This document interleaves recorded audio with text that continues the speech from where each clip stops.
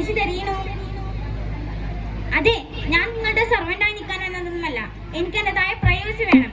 Insulin കുത്തിവെപ്പ്, shopping. അതിനാരാ അപ്പൊ നീ ഇഷ്ടത്തിന് ഇവിടെ എതിരിക്കണേ? മമ്മദിന് പശുവിന് വിൽക്കണ കാര്യം ഞാൻ അറിഞ്ഞു. പശുവിന് വിറ്റാ കിട്ടുന്ന കാശ് എനിക്ക് വേണം. തൽക്കാലം പശുവിനെ വിറ്റാ കിട്ടുന്ന കാശ് നിനക്ക് തരാൻ ഉദ്ദേശമില്ല. എനിക്ക് മറ്റേ കാശ് കിട്ടിയില്ലെങ്കിൽ മുത്തശ്ശനാണോ മുത്തശ്ശിയാണോ ഞാൻ നോക്കില്ല. ആ ഹലോ ബൈജു, പാലത്തിന് താഴല്ലേ? ഞാൻ ഇപ്പത്തേക്കാം. കഴിഞ്ഞിട്ട് എനിക്ക് പോകാനുണ്ട്. ആ മുത്തശ്ശനെ വേദനിപ്പിക്കല്ലേ മോനെ, മുത്തശ്ശനെ വേദനിപ്പിക്കല്ലേ. എന്റെ കണ്ണിൽ ഇരുട്ട് കയറുന്നു. എന്റെ കാലുകൾ തളരുന്നു.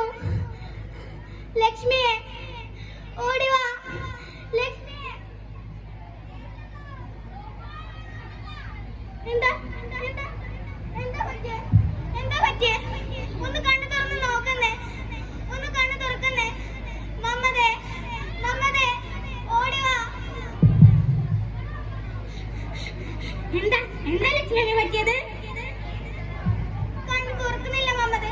നീ ഒന്ന് നോക്ക് മമ്മദേ. ലക്ഷ്മിയമ്മേ, മണം മാറിക്കളി, മണം നോക്കട്ടെ.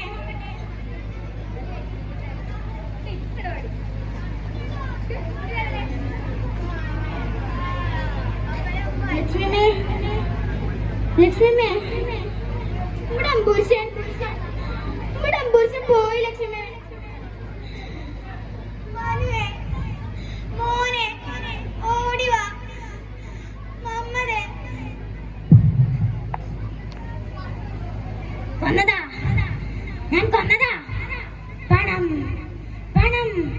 എനിക്ക് പണം വേണം. നിങ്ങൾക്ക് പണം വേണോ? ഓഫീസിലൊന്നും കാണാനില്ല. മോനെ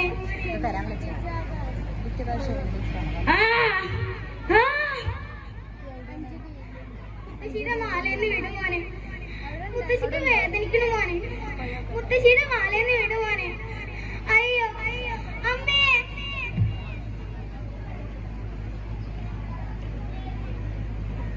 സാർ, ഞാൻ മനുവിന്റെ അച്ഛൻ ശിവൻ.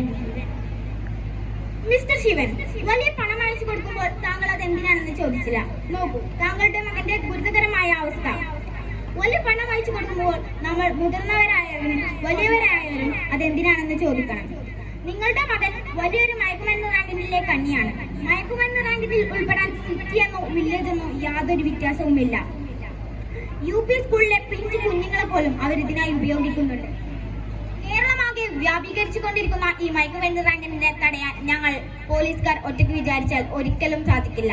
മിസ്റ്റർ ശിവൻ, താങ്കൾ എന്റെ കൂടെ നിൽക്കുമെന്ന് ഞാൻ വിചാരിക്കുന്നു. നിങ്ങളെല്ലാവരും എന്റെ കൂടെ നിൽക്കുമെന്ന് ഞാൻ വിചാരിക്കുന്നു. നന്ദി, നമസ്കാരം.